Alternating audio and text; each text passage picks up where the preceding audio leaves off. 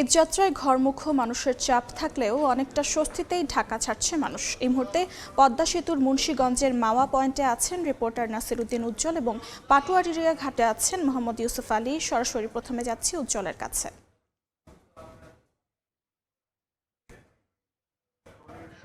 রাজধানী ছাড়ছে লাখো মানুষ ঈদযাত্রায়। এই পদ্মা সেতু অতিক্রম করে দক্ষিণে মানুষ কিন্তু বাড়ির পানে যাচ্ছে এবং গেলকাল যে 24 ঘন্টায় এই পদ্মা সেতু দিয়ে কিন্তু দক্ষিণাঞ্চলের 21টি জেলায় কিন্তু যানবাহন পারাপার হয়েছে 38,500-র বেশি। সেখান থেকে কিন্তু আয় হয়েছে 4,18,00,000 টাকার বেশি এবং পদ্মা সেতু কর্তৃপক্ষ বলছেন যে এর আগের দিন কিন্তু 28,000 যান পারাপার হয়েছিল। তো গেলকালের চাইতে কিন্তু আজকে যানবাহনের চাপ কিছুটা কম এবং যেসব যানবাহন আসছে আপনারা দেখছেন যে মুহূর্তে কিন্তু পার হয়ে যেতে পারছে, কারণ এই প্রান্তে কিন্তু 8টি যে টোল বুথ রয়েছে এই টোল বুথ দিয়ে কিন্তু যানবাহন পারাপার হয়। এর মধ্যে একটি কিন্তু রাখা হয়েছে মোটরসাইকেলের জন্য, কিন্তু বাড়তি এই মোটরসাইকেলের চাপ সামলানোর জন্য কিন্তু আরো 3টি বুথ বাড়ানো হয়েছে। সেই বুথ দিয়ে কিন্তু আসা মাত্র পার হয়ে যাচ্ছে, এই জন্য লম্বা লাইন দেখা যাচ্ছে না। কিন্তু বাকি 7টি যে লেন রয়েছে সেই লেন দিয়ে কিন্তু বাস, ট্রাক, মাইক্রো, প্রাইভেট কার সহ নানা রকমের যানবাহন পারাপার হচ্ছে। আর এখানকার যে ইলেকট্রনিক টোল সিস্টেম যেটি চলন্ত গাড়ি পারাপার হতে পারছে, সেইখানে কিন্তু 2টি বুথ রয়েছে। সেই বুথ দিয়ে কিন্তু ইটিসি তারা বলছেন এই ইটিসি দিয়ে পারাপার হচ্ছে এবং দুই পারেই কিন্তু 2টি করে 4টি রয়েছে এই ইটিসি। তো সেখানে চলন্ত গাড়ি পারাপার হলেও মাত্র কিন্তু 400 গাড়ি রেজিস্ট্রেশন এই পর্যন্ত হয়েছে। সে কারণে সেই চলন্ত গাড়ির পরিমাণ কম থাকলেও কিন্তু এই ম্যানুয়ালি আগের মতো যে যানবাহন কিন্তু প্রচুর পারাপার হচ্ছে এবং সেটি বলছে যে রাত্রে 12টার পর থেকে এই পর্যন্ত কিন্তু আরো 8,000 যান পারাপার হয়েছে। এবং এই পদ্মা সেতুর দুই প্রান্তে যে এক্সপ্রেসওয়ে রয়েছে এই সুপার এক্সপ্রেসওয়েতেও কিন্তু নানা রকম যে প্রস্তুতি নেওয়ার কারণে, চেকপোস্ট রাখবার কারণে, ট্রাফিক সিস্টেম বেশি সক্রিয় রাখবার কারণে কিন্তু কোনো রকম ঝুঁকি ঝামেলা ছাড়াই স্বাচ্ছন্দ্যে বাড়ি ফিরতে পারছে ঈদযাত্রায়। এবং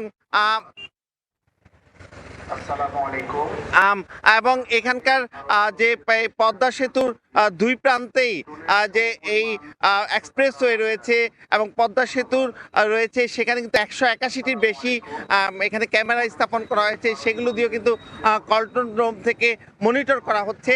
এছাড়া আইন শৃঙ্খলা রক্ষা বাহিনী ছাড়াও কিন্তু এখানকার নির্বাহী ম্যাজিস্ট্রেট এবং অন্যান্য সদস্যরা এই ঈদযাত্রাকে নির্বিঘ্ন করবার জন্য নানা রকম প্রস্তুতি রেখেছেন।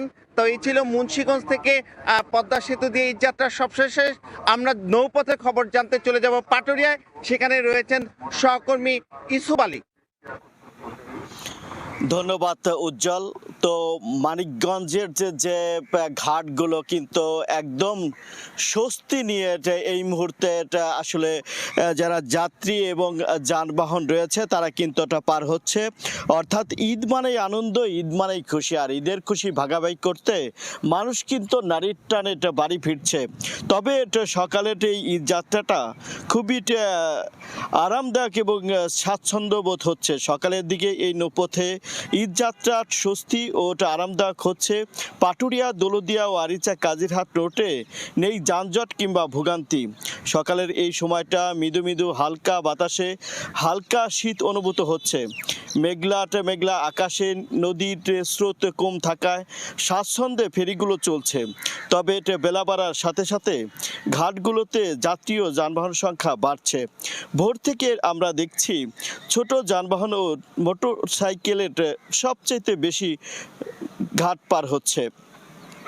পাটুরিয়া ভাঙ্গনের শিকার ঘাটগুলো ও নদীর পানির স্রোতে নিচে চলে যাওয়ায় পন্টুল থেকে যানবাহন ওঠানামায় বেশ বেগ পেতে হচ্ছে। 33টি লঞ্চ এবং 22টি ফেরি এবং কি 67টি স্পিডবোট দিয়ে এই মুহূর্তে ঘাট এলাকা আসলে নিয়োজিত রেখেছে BIWTC এবং TA কর্তৃপক্ষ। আমরা সেই দিকে আমরা এখন আমরা শুনবো ঢাকার খবর। সেখানে আছেন নাজমুল সালেহীন। সেখানকার কি অবস্থা আপনারা দেখছেন? কমলাপুর রেল স্টেশনের 6 নম্বর প্ল্যাটফর্মে দাঁড়িয়ে আছে কিশোরগঞ্জ এক্সপ্রেসের ট্রেন 11 সিন্দুর। দেখতে পাচ্ছেন যে 11 সিন্দুর প্রভাতিতে ইতোমধ্যেই যাত্রী কিন্তু লোকারণ্য হয়ে গেছে, তিল ধারণের ঠাঁই নেই অবস্থা।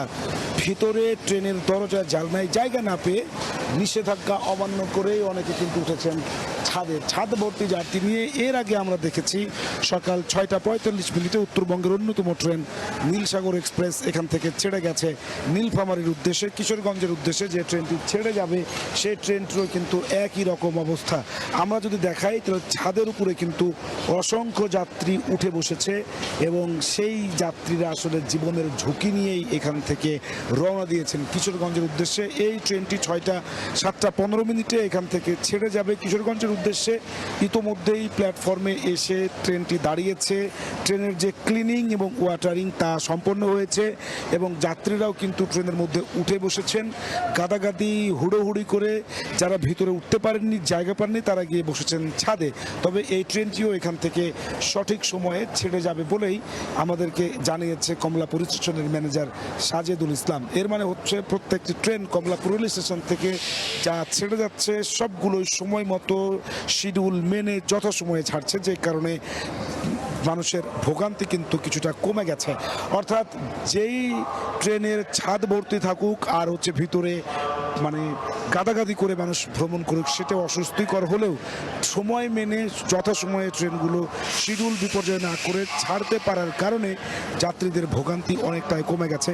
আজকে কমলাপুর রেল স্টেশন থেকে সারা দেশের উদ্দেশ্যে ছেড়ে যাবে 44টি আন্তনগর ট্রেন এবং এই 44টির মধ্যে কিন্তু 3টি রয়েছে ঈদ স্পেশাল ট্রেন। প্রতিদিন প্রায় 37,000 মানুষ শুধুমাত্র আন্তনগর ট্রেনে করে কমলাপুর রেল স্টেশন ত্যাগ করে দেশের বিভিন্ন প্রান্তে পরিবার পরিজনের সাথে ঈদ আনন্দ ভাগাভাগি করার জন্য তারা নারীর টানে গ্রামের দিকে তারা আসলে ছুটে যাবেন। গতকাল থেকেই যে যাত্রীর চাপ বেড়েছে, আজকে সকাল থেকেই তার থেকে বেশি চাপ আমরা লক্ষ্য করছি। বিশেষ করে গত রাত থেকে সেই যাত্রী চাপ দ্বিগুণ হয়েছে। যাত্রীদের সেই চাপ ঠেকানোর জন্য রেল মন্ত্রণালয়ের পক্ষ থেকে আসলে বিভিন্ন ধরনের পদক্ষেপ নেওয়া হয়েছে। প্রত্যেকটি রেল স্টেশনে আমরা দেখেছি যে নিরাপত্তা বাহিনী, বিশেষ করে আইন শৃঙ্খলা বাহিনীর যে সদস্যরা রয়েছে তাদের উপস্থিতি যেমন বাড়ানো হয়েছে, ঠিক তেমনিভাবে এখানে রেলের যারা কর্মকর্তারা রয়েছেন তারাও কিন্তু তৎপর রয়েছেন। তবে ছাদে ঝুঁকি নিয়ে মানুষ যাতায়াত করা শুরু করেছে, সেইটিকে আসলে তারা ঠেকাতে কতটুকু আসলে সফল হবেন আজকে দুপুরের পর থেকে, সেটা নিয়ে তাদের মুখে এক ধরনের শঙ্কা রয়েছে। এই ছিল আমার কাছে কমলাপুর রেল স্টেশন থেকে রেলপথে ঈদ যাত্রার সর্বশেষ। রাজধানীর কল্যাণপুর বাস টার্মিনালে যাব। সড়ক পথের খবর জানতে যুক্ত হচ্ছেন সহকর্মী রায়দুল ইসলাম শুভ।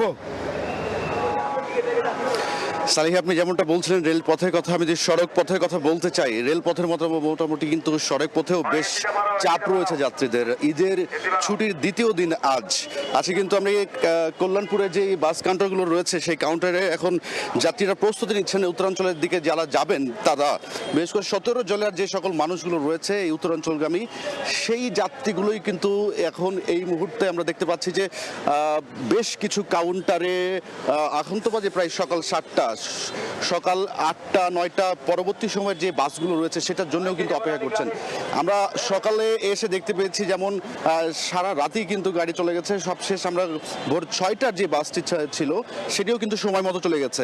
তবে যদি আমরা দূরে কথা বলতে চাই সেক্ষেত্রে প্রতি বছরের মতোই কিন্তু এবারও কিছুটা যানজট রয়েছে এই নবীনগর চন্দ্রা যে সড়কটি রয়েছে সেখানে, এবং তার পাশাপাশি টোল আদায় যমুনা সেতুর যে টোল প্লাজা সেখানে যানবাহনের যে চাপ সেটা কিন্তু ব্যাপক আকারে থাকায় এবারও কিন্তু কিছুটা যানজটের আমরা লক্ষ্য করতে পেরেছি। বিশেষ করে গত রাতে প্রায় ভোর 4টার কিছু সময় পরে আমরা দেখতে দীর্ঘ 10 কিলোমিটার কিন্তু যানজট সৃষ্টি হয় এই চন্দ্রা বাইপাইল যেই সড়কটি রয়েছে সেই সড়কটিতে।